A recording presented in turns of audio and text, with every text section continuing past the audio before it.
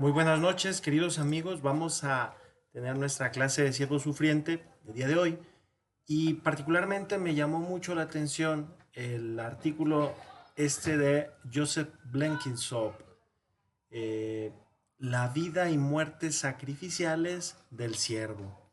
Es la cita de Isaías 52:13 al 53:12.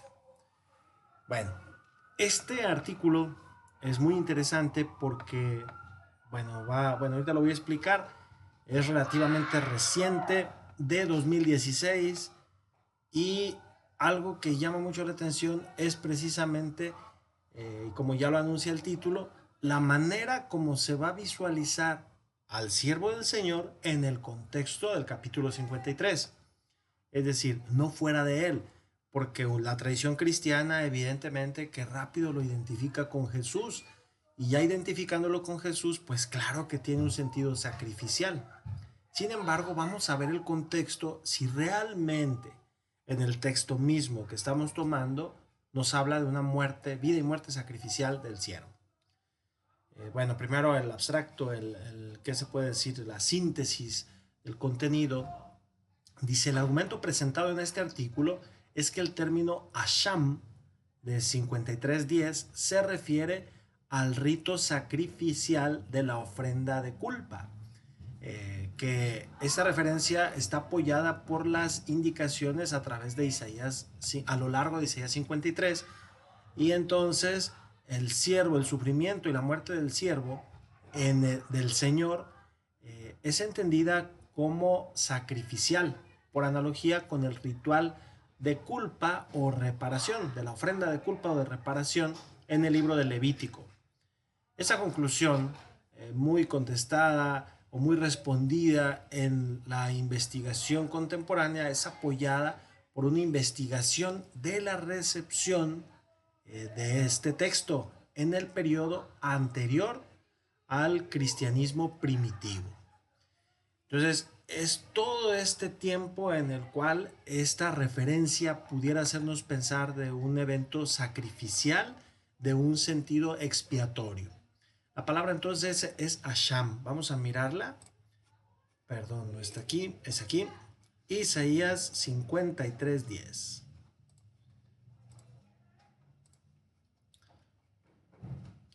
Entonces, la palabra Asham, aquí la tenemos, ¿verdad? Ofensa, culpa. Bueno, esta es la palabra como tal, eh, y ahorita vamos a ver cuál es el sentido que pudiera tener, ¿verdad? Muy bien. ¿Dónde estamos? Perfecto. Bueno, punto número uno. La historia de la interpretación de Isaías 52:13, 53:12, que en adelante será mencionado solo como Isaías 53, incluye su más reciente fase, eh, en su más reciente fase, que revela un rango de opinión en el sentido de la relación con Dios, al que habla y a aquellos a quienes él representa, de la vida y muerte del desconocido tema, o del desconocido más bien sujeto de la lamentación. Esta persona, designada el siervo del Señor, solo en el discurso del Señor Dios, del inicio al final, 52:13, 53:11b, es un sin nombre, una circunstancia la cual inevitablemente eleva a un amplio rango de especulación su identidad, preguntarse por su identidad. Mientras la identificación de este siervo del Señor no está fuera de una precondición esencial para el argumento que sigue, dice el autor. En mi propia visión, brevemente explicado, es que uno habla acerca de Isaías 53, o más bien el que habla de Isaías 53 es la misma persona que habla en Isaías 49:1-6, segundo cántico, y 54:9, tercer cántico. Eh, esta es los mencionados o llamados segundo y tercer cánticos de Doom, Bernard Doom, brillante alemán que hizo la separación de los cánticos del siervo propiamente. Él les llamaba Ebed Lida. Lida es canción y Ebed es siervo en hebreo. Entonces, Ebed Lida serían los cánticos del siervo, la canción del siervo. No tiene mucha dificultad. El autor profético de Isaías 49:55, hay que decir eso. Estamos en un estilo dramático, como ya lo habíamos mencionado en otra ocasión, pero también es un autor profeta, o al menos en el corazón de Isaías 40:55, que es el deutero Isaías, con respecto a la relación, esta se encuentra con respecto a estos cánticos, ¿verdad? En la relación especial que tenemos del siervo del Señor en esta, ¿cómo se llama? De quien habla. O sea, pareciera que es alguien más el que está hablando. Bueno, con respecto a su relación con Dios, es dicho explícitamente que Dios lo aflige, aunque es inocente, con severos sufrimientos y persecución. Esto lo encontramos en Isaías 53, 4, 6 y 10, de una manera especial en este último cántico. Terminando de una muerte violenta e injusta que se le da y que de alguna manera misteriosa, de acuerdo al designio o propósito de Dios. Aparece esta palabra que es Jafetz y que tendría este sentido. Voy a ampliarlo un poquito porque de pronto ya se ve mejor. Sería el propósito, sentido, Jafetz.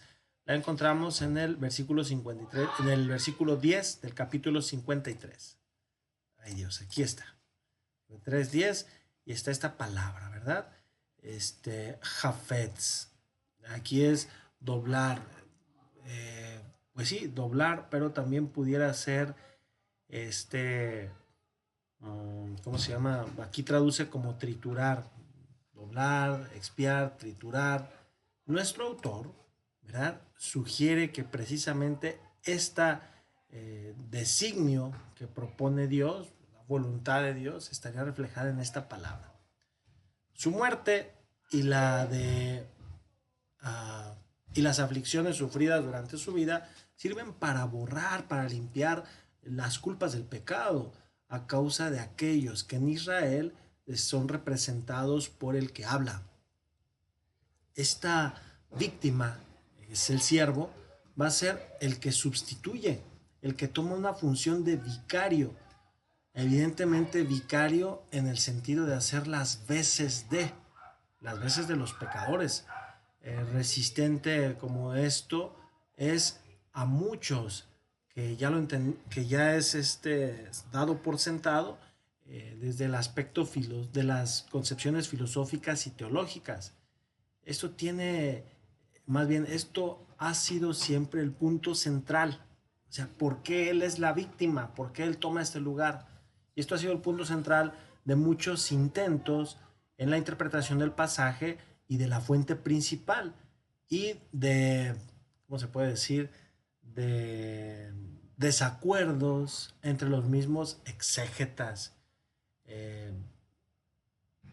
Esto incluso hasta el tiempo, dice, no más tiempo hasta el presente, o sea, incluso hasta el tiempo presente.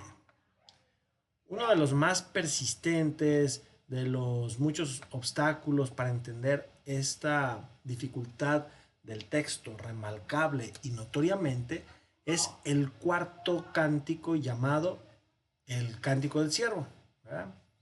En el sentido a ser asignado al término Asham en Isaías 53:10, que usualmente se traduce como culpa o falta, o también como una ofrenda por la falta.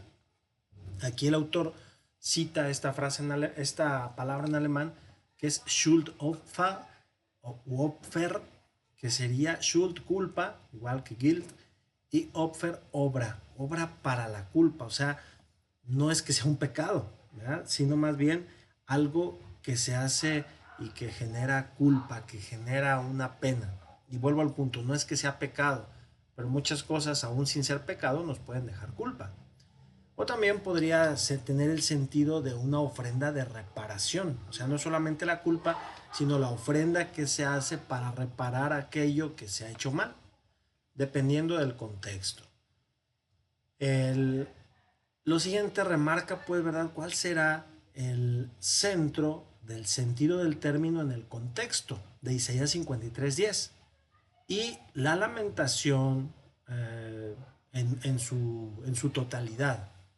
Esto probará, pues, no ser una tarea fácil, puesto que este versículo de 53:10 es textualmente oscuro, es muy difícil. Y para juzgar por las versiones antiguas, también incluso en la antigüedad. Es que tenemos también la versión de los 70, tenemos la versión de la Vulgata, también con una tradición muy antigua, y sin embargo también tenemos bastante, bueno, no bastantes, pero algunas dificultades, particularmente en este versículo, que nos hacen pues dudar un poco de cuál sería el sentido más exacto. En esto la Biblia de los 70 parece tomar una línea un poquito distinta, también el texto masorético y también otra línea y también el texto de Qumran. Todos ellos documentos pues fieles de la tradición. Dice el autor, nosotros comenzamos con una mirada cercana en el versículo. El texto masorético puede ser traducido como sigue.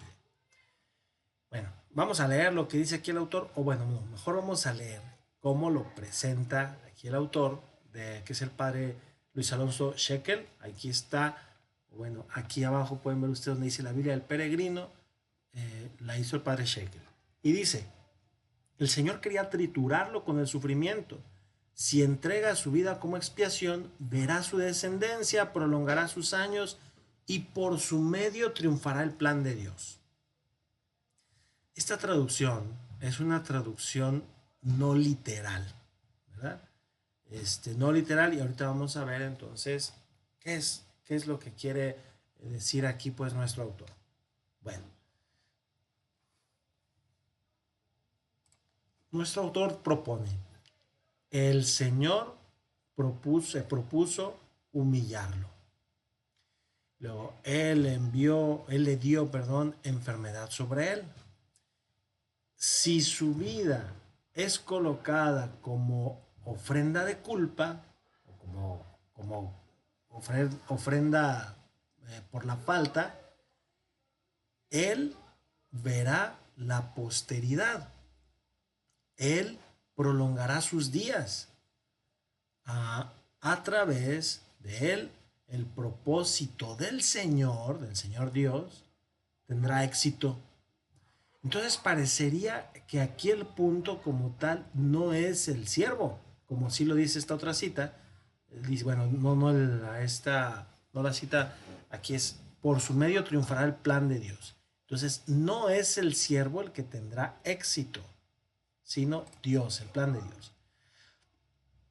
Aquí se repite esta palabra Hafatz como sustantivo en la conclusión del segundo versículo. Está aquí al principio y está aquí al final. Entonces aquí el propósito queda en el contexto mejor que un favor agradable o un buen placer. Esto sirve como un tipo de inclusión. ¿Por qué? ¿Qué es una inclusión? Aquello que comienza con una palabra y termina con la misma palabra, ¿verdad? Y la inclusión pues resalta, ¿verdad? En este caso también, resalta el punto de que el siervo actuó como un agente para el cumplimiento del plan divino. Entonces, no es que el siervo tenga éxito, sino que lo que tiene éxito es el plan del Señor. Esto puede ser leído como una especial instancia de afirmación con la cual el deutero Isaías concluye, entonces mi palabra que procede de mi boca no regresará a mí incumplida, sin la realización que yo propuse y que tendrá éxito en la misión en la cual yo lo envié. Esto está en Isaías 55:11. Y evidentemente que esto no es el cántico del siervo, pero es parte del deutero Isaías. Y esto aquí podría ser una adición, un eco del inicio del pasaje donde el éxito de este propósito es predecido. Y aquí aparece, mi siervo tendrá éxito, esto en 52:13. Ojo, en 52:13 dice, mi siervo tendrá éxito. Sin embargo, aquí el éxito es del plan de Dios, no es del siervo. Aquí tenemos 52, 12, si no me equivoco.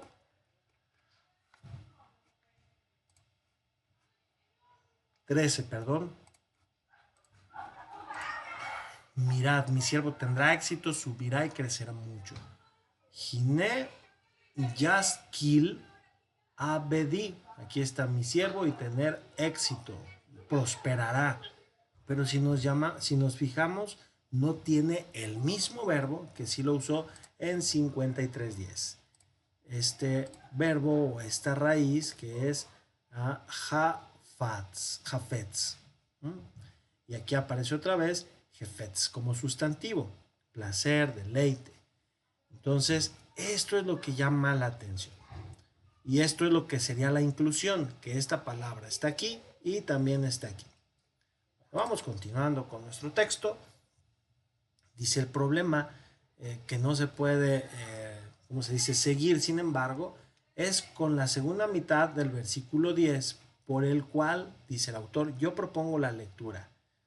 Si su vida es puesta como una ofrenda de culpa, dice leyendo, y aquí está esa frase mejor con vocales para que sea más fácil de leer, es la primera parte, donde empieza el im, aquí está, im tashim asham, ahí está asham, nafesho, ojo, este es de nefesh, su vida, solo que el problema está aquí, ahorita les voy a decir por qué. Im tashim asham nafesho, Yire será Yarij. Esa es la primera parte. Esta es una condicional, ¿verdad? Dice, si coloca, si pone la ofensa, ojo, la ofensa, su espíritu, o en este caso su aliento, su vida, porque es de él, su vida verá descendencia y prolongará su semilla. Entonces nosotros decimos, ¿a qué se refiere esto? Bueno, dice aquí el autor, ¿cómo sería esta, cómo sería esta traducción si él coloca o si su vida es puesta como una ofrenda? Esto ya tiene un sentido sacrificial, porque la vida que se pone como ofrenda ante el altar de Dios, pues evidentemente es un sacrificio. Aquí yo quisiera hacer un breve paréntesis. La palabra sacrificio no está relacionada con sufrimiento, como en muchas ocasiones la pudiéramos relacionar. A veces decimos, si yo voy a hacer sacrificios para bajar de peso. Entonces, el sacrificio estaría relacionado con no comer, con, valga la redundancia, hacer algo doloroso, triste, sacrificarse. Sí, pero ese no es el sentido. Entonces, ¿cuál es el sentido del sacrificio? El sacrificio viene de una palabra, de dos palabras latinas, sacrum facere, es decir, hacer algo sagrado, hacer algo sagrado. Entonces, lo que se hace sagrado es sacrificio. No es por el sufrimiento, no es por el derramamiento de sangre, sino porque tiene un carácter sagrado. Ese es el punto. Entonces, esto se admitiría o sería una tentativa admisible que se ajusta, asume al verbo recolocado, dice aquí como un cal pasivo femenino que está de acuerdo con esta palabra nefesh, pero aquí tiene otra vocalización, nafsho. ¿Por qué? Porque el verbo, el primer verbo que es este, pudiéramos entenderlo como una segunda persona singular. Dice el autor, la motivación para esta divergencia del texto masorético es la impresión de que revierte a la segunda persona singular. Y esto es abrupto e inusual, incluso no tiene precedente. Tiene aquí un ejemplo de Alijá, perdón, que es sobre ti, de Isaías 52, 14a. Pero en este contexto, sin embargo, es algo que sorprende, porque la prótesis está en segunda persona y la apódosis en tercera. No se entiende. Vamos ahora a mirar el texto otra vez y les voy a decir cuál es el problema de este verbo. Este verbo puede ser tercera persona femenino singular o también puede ser segunda persona masculino singular. ¿Cuál es el sujeto de esto? Su vida. Entonces, vida, aquí lo tenemos a un lado. Si ustedes se fijan en el análisis, déjenme moverme un poco. Aquí dice tercera persona masculino singular.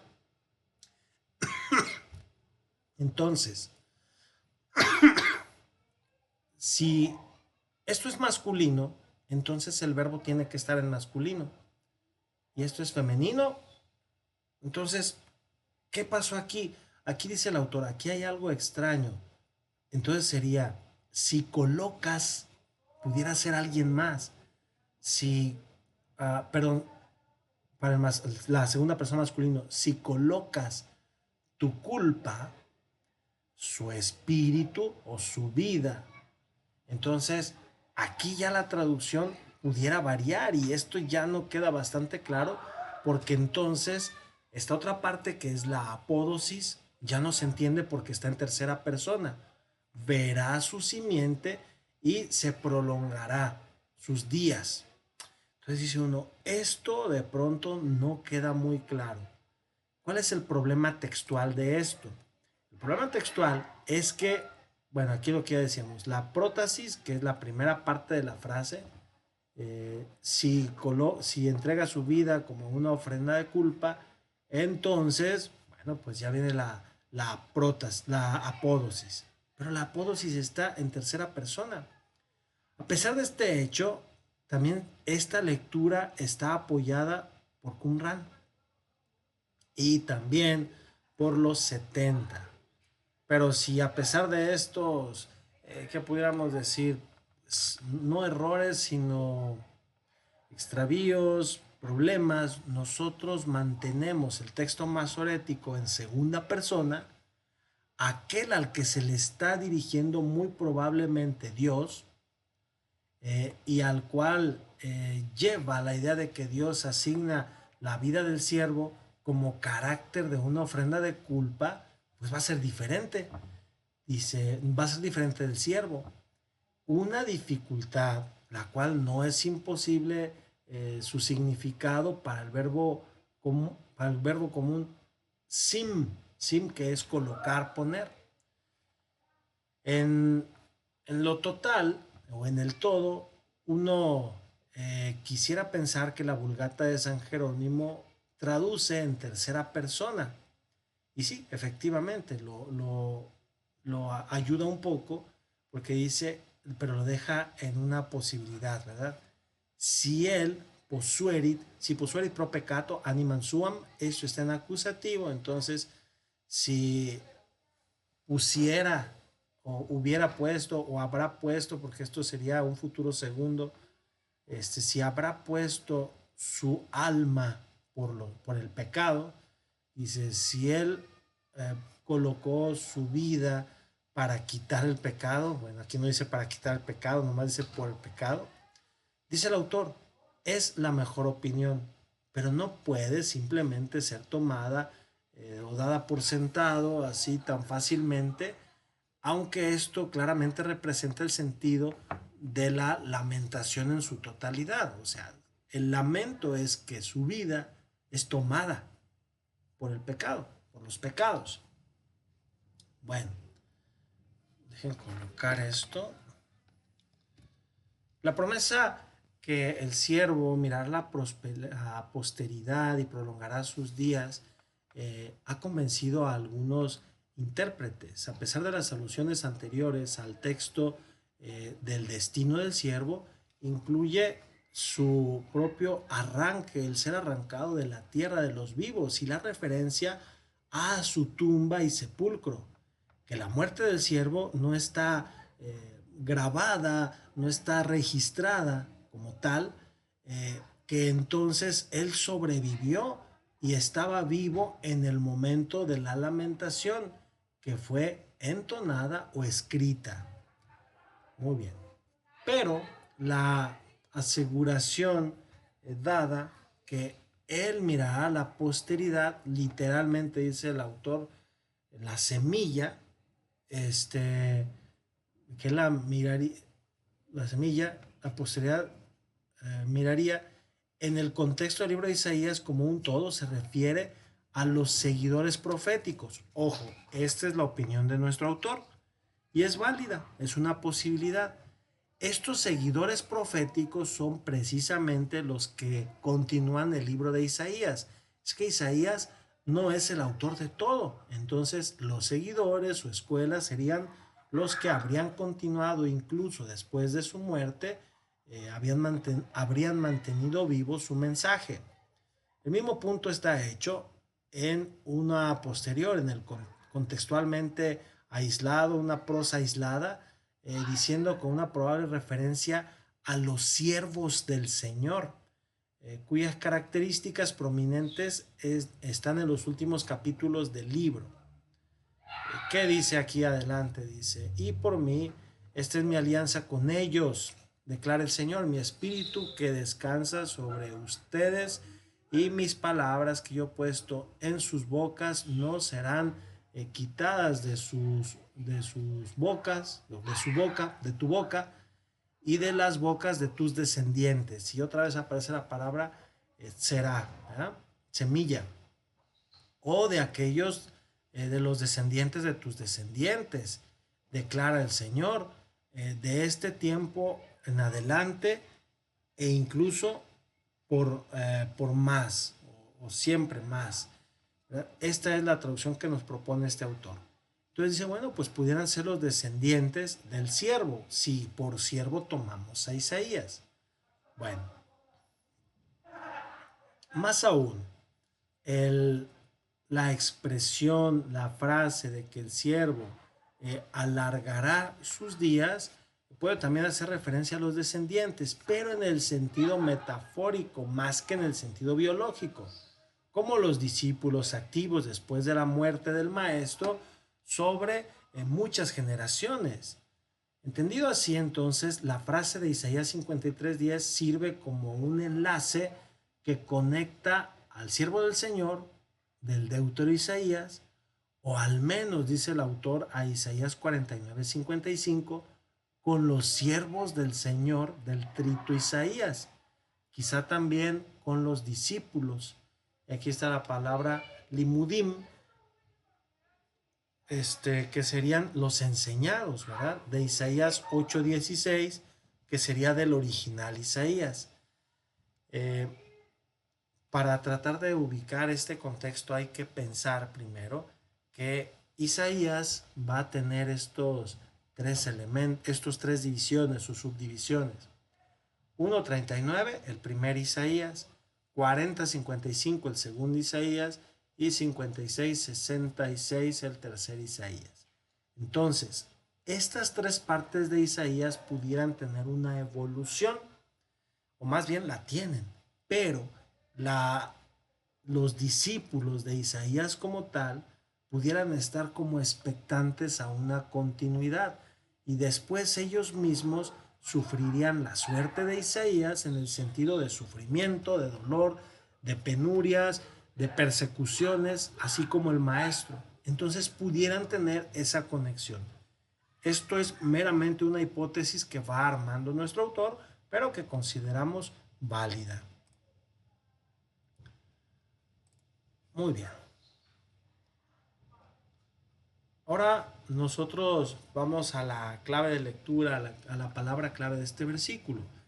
El concepto básico de Asham, con sus formas verbales asociadas y relacionado muy de cerca con la palabra Ashama, se refiere en primer lugar a una condición pecaminosa y de culpa de una persona o de un grupo social o de la nación en general. Dicho más específicamente, esta connotación de culpa resultado de una ofensa contra Dios por una infracción del orden ritual o contra otra persona o personas, constituyendo una violación del orden social. Evidentemente que no es solo pecado, esto yo sí quisiera resaltarlo muy bien porque a veces podemos caminar en la línea del pecado y del no pecado. Y entonces decir, bueno, no hice pecado.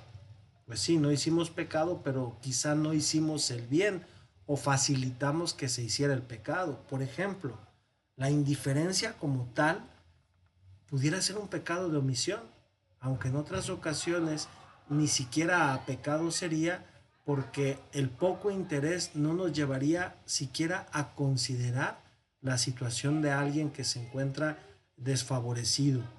Entonces, ¿no sería pecado? Pues no, porque podemos ayudarlo, pero quizá ni siquiera nos planteamos la posibilidad de hacerlo. Entonces, por eso no sería pecado. La indiferencia en el sentido de pecado de omisión sería cuando podemos ayudarlo y somos conscientes de que podemos ayudarlo, pues no lo hacemos. Pero cuando ya se llega a este extremo donde ni siquiera somos conscientes de que podemos ayudar a alguien, pues entonces esta situación no es pecado como tal, porque para que haya pecado se necesitan tres elementos: conocimiento, consentimiento y voluntad. Cuando no hay ni conocimiento, ni consentimiento, ni voluntad, pues no podemos hablar de pecado. Y nos ocurre, o creo que nos puede ocurrir, cuando de pronto decimos, híjole, pude haber hecho esto y no lo hice. Pude haber dicho esto y no lo dije. Pero esto nos viene después a la mente, no en el momento. Entonces, no podemos hablar de pecado pues en ese sentido. Bueno, pero esta es la referencia que pudiéramos tener de esta palabra. Bien, la versión, nos quedamos. Contrario a nuestra moderna manera de pensar, una pequeña atención es puesta al sujeto, a lo subjetivo y a los aspectos psicológicos de la culpa o incluso a la intención de la gente. Esto que estoy diciendo en este momento sobre el pecado. El énfasis estaba en las violaciones objetivas, las cuales disturban, provocan, más bien disturban, perturban el orden ritual y social, incluso cuando son hechas de manera inadvertida.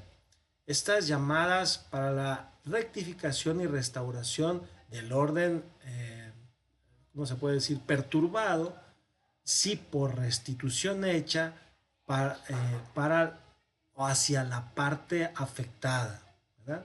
O por satisfacción ofrecida a Dios, dando a Dios algún presente, en efecto, pues en el templo y para su personal o algo de valor, que normalmente también pudiera ser un animal. Explicamos esto, más aquí lo voy a señalar para que no me pierda. Cuando se cometía una falta, lo inmediato era reparar la falta con la persona a la que se le había pues hecho, ¿verdad? El agravio. Entonces, cuando se hacía esto, ¿qué es lo que se buscaba? Satisfacer.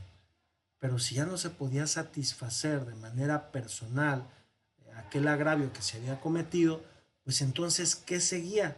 Lo que seguía ahora era ir precisamente al templo y ofrecer algo personal.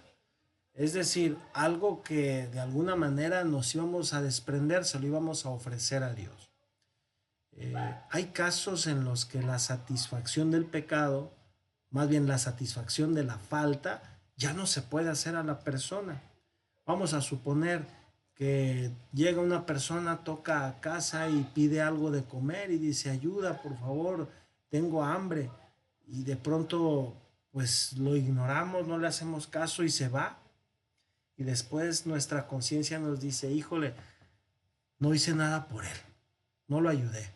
Y entonces decimos, bueno, yo ya no puedo con él resolver esta situación, ya no puedo ir a buscarlo, ya no sé dónde está, pero sí puedo, por ejemplo, ir a un orfanatorio, puedo ir a un asilo de ancianos, puedo ir a una comunidad de personas pobres y allí ofrecer algo en satisfacción o incluso algo bastante práctico al grupo de Cáritas y ofrecer una cantidad. A lo mejor ya no lo podré hacer directamente con la persona afectada, pero una otra posibilidad es hacerlo eh, directamente con las personas que pudieran representarlo. En el pueblo de Israel, cuando ya no se podía restituir, pues incluso se hacía a Dios. Evidentemente que esto tenía un sentido expiatorio. En todos los casos, entonces, ¿qué se podría decir? El borrar la ofensa y entonces la culpa era llamado por un proceso ritual en el cual los elementos esenciales eran el sacrificio de un animal, también conocido como Asham. Este Asham tendría el sentido de expiatorio, sacrificio expiatorio, ofrecido o dado por la parte culpable. ¿Quién iba a ofrecer el sacrificio de expiación? Bueno, pues aquel que había cometido la falta. Esto era seguido por un rito de expiación realizado por un sacerdote con la sangre del animal, puesto que los sacerdotes del templo eran los responsables de mantener el orden ritual en el cual el orden social y el orden cósmico se encontraban de hecho dependientes. El rol del sacerdote era esencial para la eficacia del rito. No podía ser cada uno, no, porque recordemos que en el pueblo de Israel en ese momento no se considera que todos sean sacerdotes, como ahora lo entendemos. En ese momento solamente se hablaba del pueblo de Israel como con sus jerarquías, como pueblo de Dios. Pero los sacerdotes serán los encargados de ofrecer el sacrificio. Tiene lógica, porque el sacrificio es algo sagrado. Y entonces, ¿quién puede ofrecer lo sagrado? El sacerdotis o sacerdos, o sea, el sacerdote, el que toca lo sagrado. Así, el ritual de Asham, que era idéntico con el Hatat. Hatat es el pecado o la ofrenda ritual para expiar el pecado. Expiaba pues la ofensa y borraba la culpa una vez. La parte culpable era entregada, la parte culpable tenía o ha entregado como, ¿qué se puede decir? Pues como ofrenda, como presentación, un carnero sin mancha para el sacrificio, ¿cómo se llama? Para el matadero sacrificial, pues sí, pero hay otra palabra, pues sí, para el sacrificio como tal, pero es el matadero, para ser inmolada, para ser inmolada. El sacerdote eh, ha hecho la expiación al derramar pues la sangre del carnero sobre los lados del altar. La grasa ha sido quemada en el fuego, causando o provocando pues verdad que el humo subiera evidentemente hacia el cielo como un incienso y que el sacerdote sacrificante y los sacerdotes colegas pues han compartido la carne del sacrificio del carnero en una comida común. Entonces, la se me olvida siempre esta palabra, no sé por qué. La evaluación. La evaluación entonces del valor del animal en especias. Bueno, pues en el templo se manejaba el shekel y la imposición de un impuesto adicional del 20%, esto lo encontramos en Levítico 5, 15, 16, nos recuerda que el sistema sacrificial también proveía una fuente mayor de ingresos para el personal del templo. Eh, en ese sentido, los sacerdotes del templo se encontraban, pues, ¿verdad?, con esta perspectiva de satisfacer su vida misma, sus necesidades, y esto tenía sentido. ¿Por qué tenía sentido? Alguien diría, ¿por qué no hacían las cosas de manera gratuita? Bueno, porque acuérdense que la tribu de Leví no tenía tierra, entonces ellos no podían, bajo ninguna circunstancia, irse a sembrar o algo porque no tenían tierra. Podían contratarse como esclavos los que de alguna manera huían del templo y renunciaban a ser sacerdotes, pero tampoco era muy agradable en la situación en la que estaban. Entonces vivían de los sacrificios y por eso las ofrendas ellos recibían una parte y vivían en el templo y entonces toda su vida estaba en torno al templo de Dios. No es que fuera algo malo, era parte de su trabajo y entonces pues tenían derecho a recibir pues este beneficio. Bien. Este tercer punto lo vamos a dejar para la siguiente clase para no agotar, más bien para no agobiar, porque apenas vamos en la página 6. Me gustaría que lo dejáramos para la siguiente clase. Les recomiendo que podamos leer con mayor atención, particularmente otra vez el cuarto cántico 53, y bueno, esto nos va a ayudar mucho a abrir nuestra mente. Agradezco su tiempo y primeramente Dios continuamos en la siguiente sesión con el número 3.